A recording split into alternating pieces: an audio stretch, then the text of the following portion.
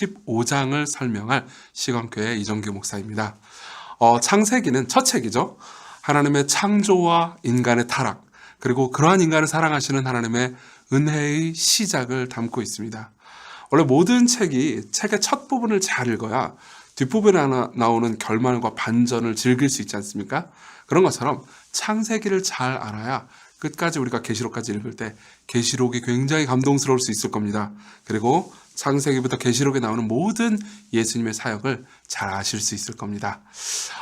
우선 이제 창세기 1장의 내용부터 한번 생각해 보죠. 창세기 1장은 하나님께서 태초에 천지를 창조하시는 부분이 나옵니다.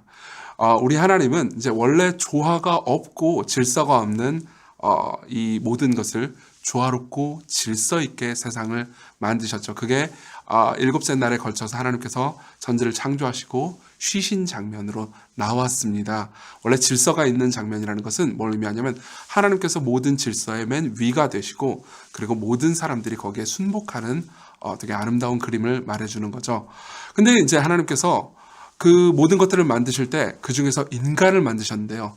인간을 가장 아름답게 지으셨습니다. 그래서 창세기 1장에는요. 그 모든 피조물들을 다스릴 인간을 하나님 자신의 형상대로 만드셨다고 했죠. 그래서 하나님이 보시기에도 너무 아름답고 보시기에 좋았더라. 이렇게 기록되어 있습니다.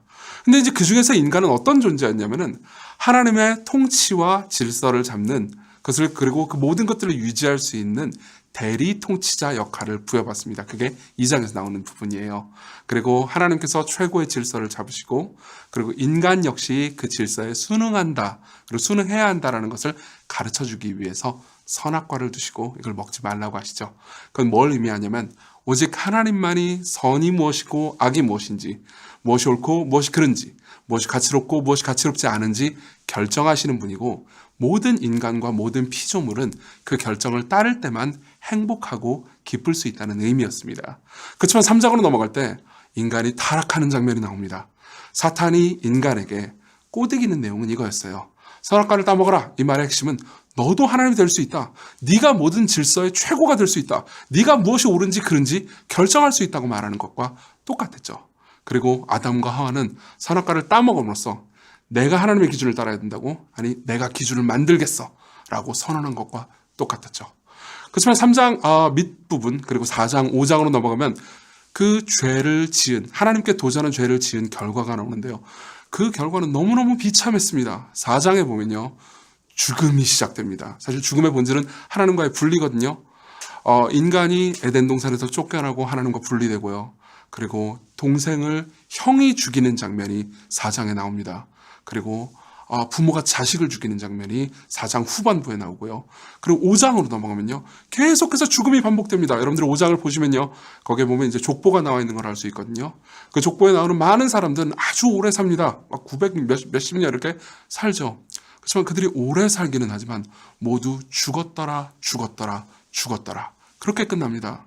그래서 6장으로 넘어가면요. 하나님께서 사람의 창조를 한탄하시고 슬퍼하시는 장면이 나옵니다. 그래서 하나님께서 결심하십니다. 한 의인과 그 가족들 그리고 짐승들을 보존하시고 모두 심판해야겠다고요. 그래서 어떻게 됩니까?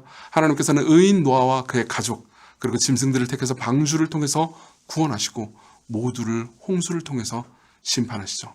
그럼 우리는 이렇게 생각할 수 있습니다. 의인들만 남았으니까 이제 그 다음부터 세상이 더 나아지지 않았을까? 근데 그렇지 않습니다.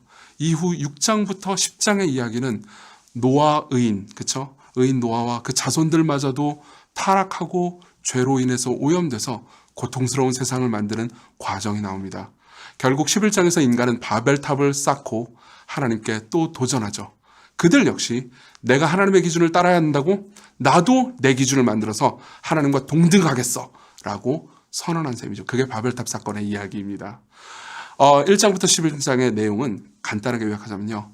인간이 타락한 그래서 망쳐버린 이 세상을 인간 스스로는 회복할 수 없고 인간 스스로는 자기 자신을 구원할 수 없다는 것을 말해주는 거죠. 그럼 이제 우리는 물어볼 수 있습니다. 그럼 인간에게 소망이 없는 걸까요? 인간에게는 어떤 소망이 있는 걸까요? 사실 하나님께서는 소망을 둘 수 있는 말씀을 이미 하신 적이 있습니다. 3장에 보면은 아담이 타락했을 때 하나님께서는 아담을 유혹한 뱀을 향해서 이렇게 말씀하신 적이 있어요. 여자의 후손이 나타날 것이다. 여자의 후손이 네 머리를 밟을 것이다 라고 말씀하신 적이 있습니다. 이것은 복음이라고 치기에는 아주 희미하긴 하지만 장차 이 인간의 후손으로 나올, 여자의 후손으로 나올 누군가가 이 모든 무질서와 혼돈 그리고 죽음으로부터 인간을 구원해 줄 것이라는 희미하지만 분명한 약속이었죠. 그리고 하나님께서는 일하시기 시작합니다. 11장에 인간의 타락의 극을 보여주신 다음에 하나님께서는 한 사람 아브라함을 부르시죠. 아브라함에게 하나님께서는 사망을 약속하시는 것이 아니고 복을 약속하십니다. 아브라함은 그 이후로 순종을 하기도 하고 죄를 짓기도 하지만, 그리고 넘어지기도 하지만 하나님께서는 아브라함을 버리지 않고 계속해서 인도하시죠. 왜냐하면 아브라함이 잘했기 때문이 아니고 하나님께서 아브라함이 순종할 수 있도록 이끄셨기 때문입니다. 그리고 15장에는요, 대단히 아름다운 장면이 하나 등장합니다. 하나님께서는 아브라함한테 명령을 하세요. 짐승을 잡아라. 짐승을 잡아서 반으로 찢어서 쪼개서 그리고 놓으라고 놓고 말씀하시고요. 그 사이를 하나님이 홀로 지나가십니다. 아브라함은 지나가지 않고 쳐다만 보고 있죠. 이것은 뭘 말하냐면 고대 근동의 계약식입니다. 원래 계약식에서는 계약의 양 대상자들이 계약을 맺고 짐승을 잡아서 쪼갠 다음에 그 쪼갠 사이를 둘이 같이 지나가거든요. 무슨 의미냐면 둘 중에 하나라도 약속을 지키지 않으면 쪼개서 죽여버리겠다는 의미였죠. 근데 그 사이를 아브라함은 지나가지 않고 하나님만 지나가십니다. 무슨 의미일까요? 하나님께서 이렇게 말씀하시는 거죠. 네가 만일 약속을 지키지 않는다면 내가 쪼개지겠다. 그리고 내가 만일 약속을 지키지 않아도 내가 쪼개지겠다. 이렇게 말씀하시는 거였습니다. 사실 우리가 약속을 잘 지키면 복을 주겠다고 말하는 신들은 많지만 우리가 약속을 어긴다 하더라도 우리에게 복을 주겠다고 약속하는 신은 없죠. 당연히 이 이외에도 아브라함을 비롯한 인간들은 때로 순종하기도 하지만 불순종하기도 합니다. 그렇지만은 이 모든 죄의 결과를 사람들이 지는 게 아니고 장차 오실 여자의 후손 예수 그리스도께서 대신 그 죄를 지십니다. 예수 그리스도께서 우리가 당해야 되는 모든 죄를 지시고요. 우리가 받아야 되는 쪼개지심, 즉 십자가에서 살이 찢기는 고통을 맞이하게 되시는 거죠. 그리고 그분의 대속의 공로로 인해서 우리가 아브라함과 더불어서 예수 그리스도를 믿는 모든 아브라함의 자손들은 복을 받게 될 수 있게 됐습니다. 처음부터 이렇게 되게 은혜로운 이야기가 나오지 않습니까? 우리가 믿는 하나님이 이 은혜로운 하나님이고요. 그리고 이 은혜로운 하나님이 우리에게 순종을 명령하시고 그리고 우리에게 그분이 질서의 최고봉이라고 말씀하십니다. 그렇다면 이렇게 사랑스러운 하나님께 우리가 기쁨으로 순종하는 것이 맞지 않겠습니까? 이 기쁨을 여러분들 모두가 가지셨으면 좋겠습니다.